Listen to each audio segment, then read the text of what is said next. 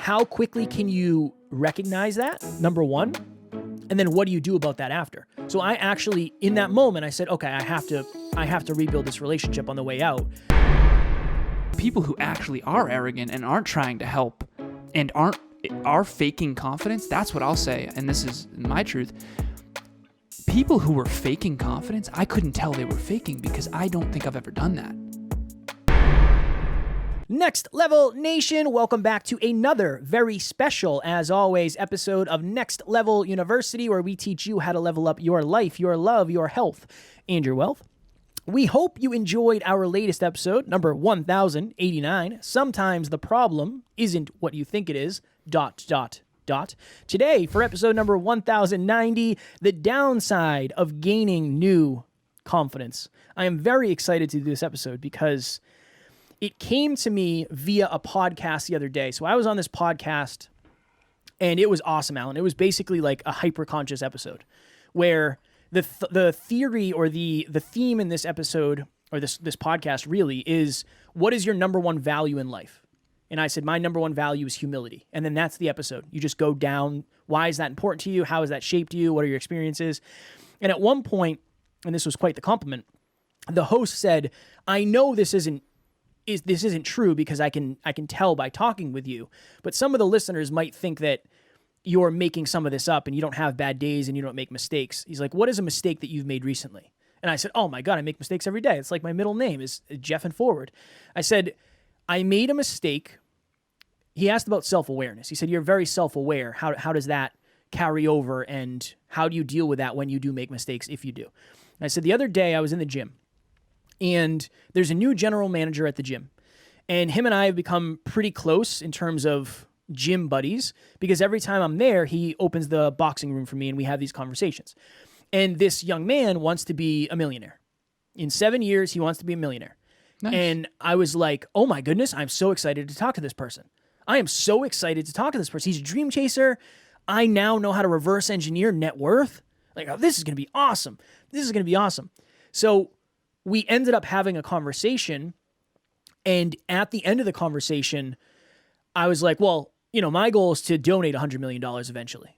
And the second I said that, I said, you stupid son of a gun. Why did you say that in the way you said it? And that's the theme of this episode. I became more confident. I've become so much more confident in reverse engineering success, in finances, in numbers, but it can be a tool that I don't know how to use yet. In that situation, I just wanted to help this kid, but I know it made it come off, and I know turned him off. I turned him off a little bit. I broke rapport in that moment because I've been there. I know. I've been there, man. I literally, Alan, I had a moment where I was walking into the room after, and I literally said, oh, you jeffed it. You jeffed it. But you know what I said? I said, I bet you this is what Alan feels like a lot, because he's trying to help people who don't necessarily know that he's trying to help him. But the point of this episode, and the reason I tell that story, is when my confidence goes up, and I think this is probably, I don't want to say across the board, but a pretty common experience, it's a weapon that you don't know how to use yet. We'll say a tool. It's a tool that you don't know how to use yet. So you're going to make mistakes. You're going to break the head off the screw. You're going to, insert another tool analogy.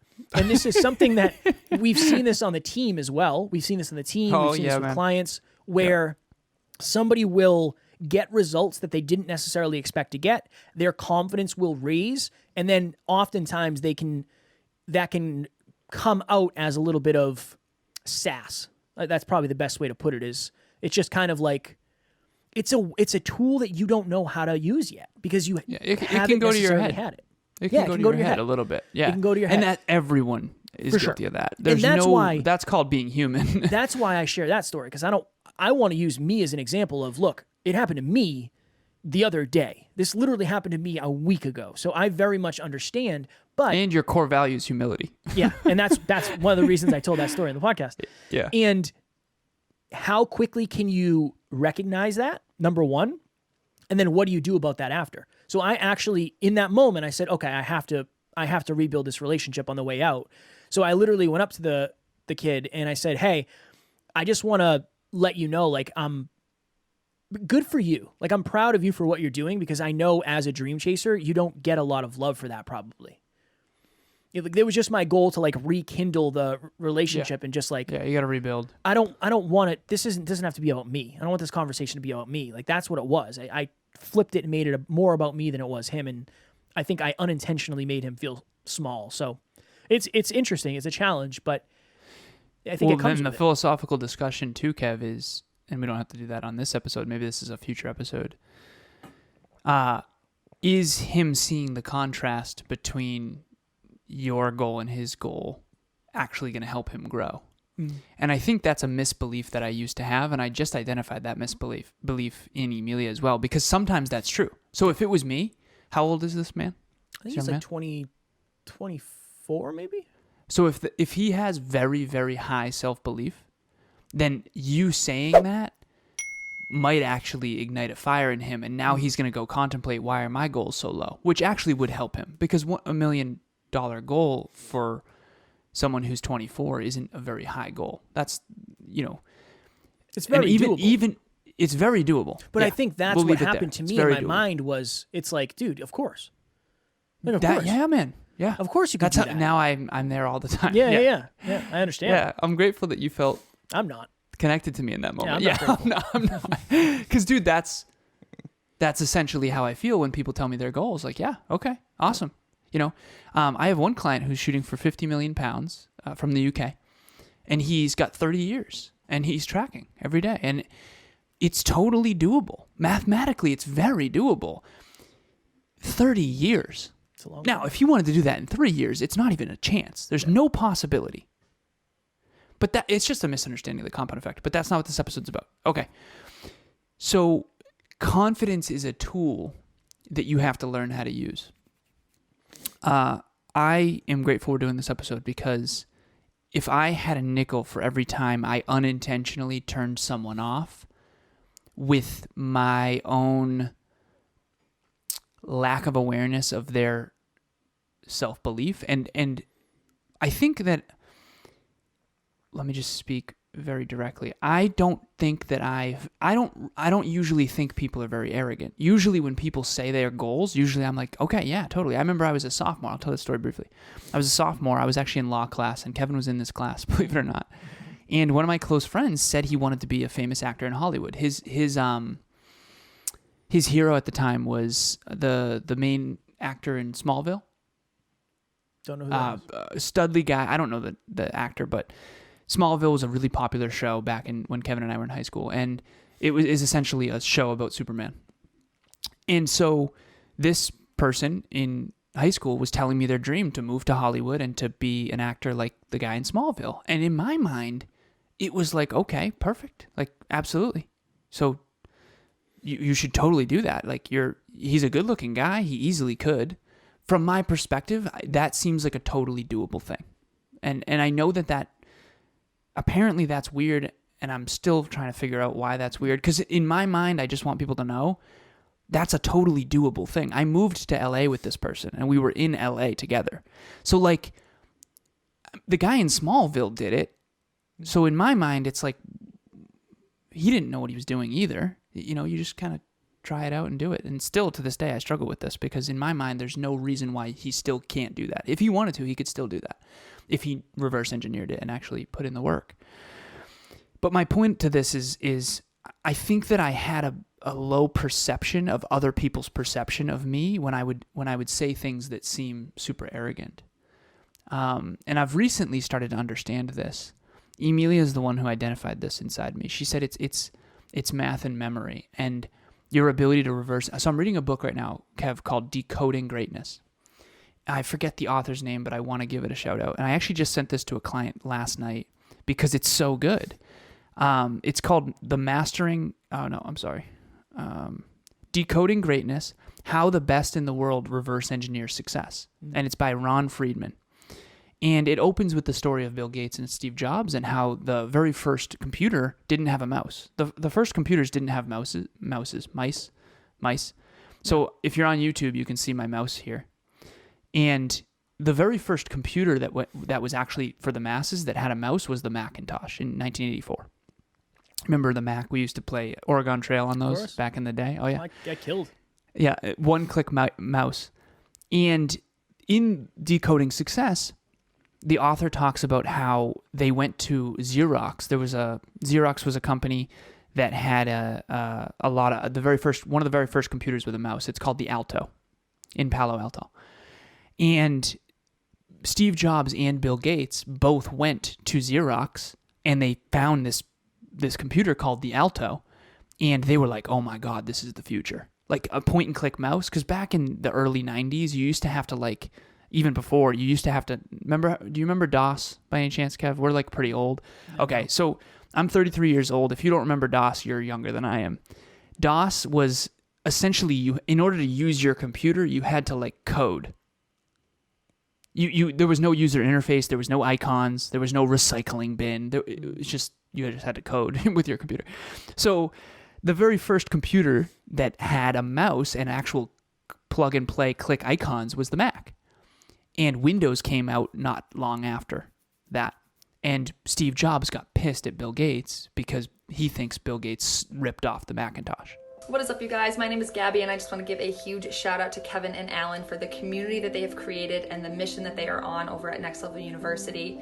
Never in a million years did I think, when I started listening to the Hyperconscious podcast 2 years ago, that I would be as invested as I am today. But here we are 2 years later. I have done group coaching. I truly look forward to every single episode they drop, all of the things that they're teaching. And I am now doing one-on-one coaching with Alan to help level up in my business. And all I gotta say about these guys across the board is they are true, genuine souls. They mean it when they say they are heart-driven, and they mean it when they say they are no BS. And I think that's probably my favorite part about them. They get rid of the fluff. They give you tactical tips and tricks to help you level up in your life, to help you make strides towards your goals. And they've created a community of like-minded people to lean on each other at every single stage of life. So guys, thank you from the bottom of my heart for the impact that you have made in my life, and I am so very excited to see the impact and the waves that you make from here on out. When in reality, Bill Gates said to Steve, "Hey man, we both ripped off the Alto that no one knows about." And by ripped off, what they mean is decoded what they did and then innovated upon it. So anyways, I digress. I'm reading a book right now called Decoding Greatness. And what it is about is reverse engineering success. And one of the reasons why I've now come to understand that I appear arrogant to other people is because I reverse engineer exactly how to do something with a timeline. And in my mind, I have a really high degree of certainty that I'll be able to do that. So when I said I'll get straight A's in high school, I knew that I would do that. It wasn't like I was hoping to do that. It wasn't like I was, I think I might be able to do it. It was like, I'm going to do that. And I did. I got an 89 in honors English, so technically I failed. Just like the marathon, I said I would do it, and I know I'm going to do it, even though I did fall short in terms of I had to walk the tail end of it. But I think that what comes off as arrogance is actually just certainty in mathematics and reverse engineering. And so if you're out there listening or watching this right now, listening to NLU every single day is going to make you more confident. It's going to make you have more certainty about your own future. And you're going to start appearing arrogant to people who don't have certainty. Yeah. And I think, Kev, one of the things that you've been, hated on and crapped on a lot more in the last couple of years than you're used to. And I think one of the reasons, quite frankly, is because you have more confidence. Yeah. You're saying things that seem arrogant to people who are deeply insecure and have egos, and I think that it's probably new for you to turn people off with your confidence, and I would rather pick your brain than mine on this one. Well, it's, I think the theme of this, I guess this is like the hyperconscious level.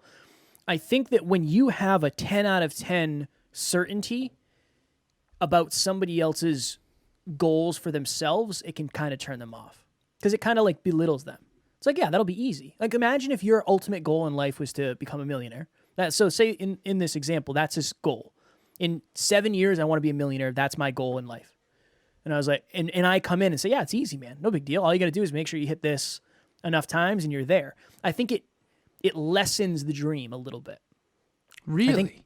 I think that's what I did to him. I lessened his dream and then said, well, I want to donate $100 million. It's like, we don't need to talk about that. Well, I think that's the comparison thing, yeah.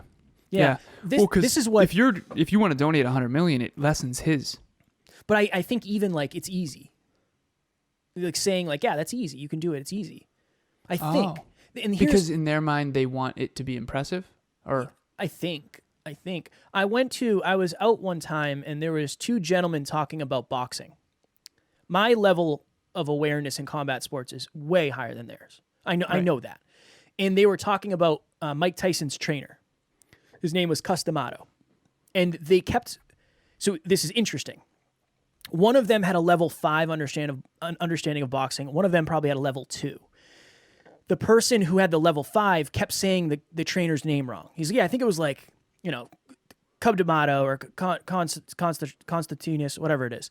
And the other guy was like, no, I think it was something else, wasn't it? Level 5 confidence says, no, I'm certain it wasn't. Level 1 confidence believes him. Meanwhile, I'm behind the scenes saying his name was Customato. He raised him he brought him in and trained him and gave him a place to live. But if I come over the top and say, no, you're wrong, it's actually this, I'm certain of it, I look like the bad guy in that scenario. So that's it's an interesting dynamic of... Even though you're trying to help. Even though I'm trying to help. And even though you're more accurate and more aware. Yeah, even if you have 10 out of 10 certainty, it doesn't always land as 10 out of 10 certainty. Sometimes it lands as 10 out of 10 ego, I think. Because the contrast. I knew this would be a good episode because I knew we'd go deep in it. But that's my thing for you. If you're out there, if you come into a new level of confidence, you probably... I'll speak for myself. I don't always know how to communicate it. I know remember we came back from Brendan Burchard's event. I had a new level of confidence and I was like, do you know who I am? What do you mean? You just went to an event. You're no different than you were. But at that time, I assumed I was... The bee's knees. I assumed I was the bee's knees at that time. Yeah. Who could fault me? I spoke to damn near 40 people 3 weeks ago. That was the whole thing. I think we should write it down. We can do a part 2 on this because I have a podcast I got to be on in a couple minutes. Yeah. But I think this would be an interesting one. Heavy mirror for me. I think I can't pretend to have much insight other than it's a new awareness for me too. I don't think that I know how little confidence other people have because I don't know. I think lack of self-confidence is not really super. I've had bouts of self-doubt for sure, definitely, but I don't know. It's difficult to understand what that's like. Yeah. And one thing that I will say is people who actually are arrogant and aren't trying to help and are faking confidence. That's what I'll say, and this is my truth. People who were faking confidence, I couldn't tell they were faking because I don't think I've ever done that. Yeah. I really did think I could do that marathon. I genuinely. Whereas other people I think are saying stuff that they really don't believe. They're just trying to have the upper hand or something. I still don't get it fully, but I'll share this. I know you got to jump. I had someone behind the scenes who was struggling with self-confidence, and she wanted to achieve her goal weight. She wanted to lose 25 pounds. And I was like, oh my God, you don't believe in yourself. You don't believe this is going to work. And she's like, no, not at all. I was like, the numbers, I promise you this is going to work. It's going to take 3 years, but we can do this, right? This is mathematically certain. Okay. So, and I said, can you just for a second, can you do me a favor? I've told this story on the podcast before. Can you pretend that you actually believe it? Because she's like, I just don't believe it. It's in my head, it's people have lost 25 pounds thousands of times. It's a totally doable thing. So for me, it doesn't click. If I wanted to lose 25 pounds, I would just go do that. It would suck and it would be horrible and it would probably take longer than I thought, but it's a doable thing. So anyways, I said, can you fake it? Can you please fake for me that you believe that you can do it? And she's like, yeah, she did it. She was like, oh yeah, no, I totally. And I was like, oh, you sound like I do. So do other people think I'm faking it when I say things? At times, yeah. Yeah, and I had this breakthrough moment of do I sound so crazy to people? When I say I can lose 25 pounds if I really wanted to, does that sound crazy? I think to some people it's a lot of, not to me because I know I could too. That's the interesting thing is that wouldn't be arrogant to me. That's so arrogance is all contextual though. Or perceived arrogance isn't real arrogance. When you and I That's talk why about Emilia fighting, thought I was humble. Yeah. I'm like, no one in my life has ever called me humble. She's like, I'm like, I don't think I'm that humble. She has belief that you do too. Yeah. And it's interesting. It's interesting. When you and I have is. talked about fighting in the past, I always say you're a little arrogant with your understanding. You know why? Because my understanding's higher. That's all. Right. That's all. And Right. it's such an interesting thing. Interesting. My awareness is too low that I think I know when I don't actually know, which is arrogance. Whereas with this kid for the $1 million mark, like that's a very doable goal. And we know that, but you come off as arrogant when you say I'm going to do that too. I think he has It's just a high level of self-belief, so I don't think it was bad. Right. But it was definitely a moment for me of like, oh, okay, you just tried to flex something you haven't tried to flex before, and it was a miss. That was a miss. Behind the scenes miss. Which is okay. I mean, it happens. But I understand myself at a deeper level now because of it. This is good. I'm starting to get it. I feel good. I feel like I feel like I understand why I disconnect or why I turn people off at times. And I think I'm starting to finally figure that out. So thank you for Kev for this. And Of course, we're learning a lot. yeah, man. We're learning a lot. All right, I gotta hop off here because I gotta turn my voice off for a couple minutes between this and my next podcast. Next Level Nation. If you are somebody who has said to yourself, you know what, this is the year. This is the month. This is the week. This is it. This is it. This is it. I'm going to do it. I'm going to do it finally. I'm going to invest in myself. Our 8th round of group coaching starts on October 4th, 2022. Bi-weekly coaching calls with Alan and myself. 9 other amazing next level individuals who want to get to the next level. Peak performance tracking. You'll be on our app. Workbook, private WhatsApp group, a whole bunch of different stuff. Click the link in the show notes if you are interested. Tomorrow for episode number 1091, the importance of knowing your current limits, not overall limits, the current limits for where you currently are. As always, we love you. We appreciate you. Grateful for each and every one of you. And at NLU, we do not have fans. We have family. We will talk to you all tomorrow. This is normally where Alan would say, I think he would say, please reach out. We'll talk to you tomorrow.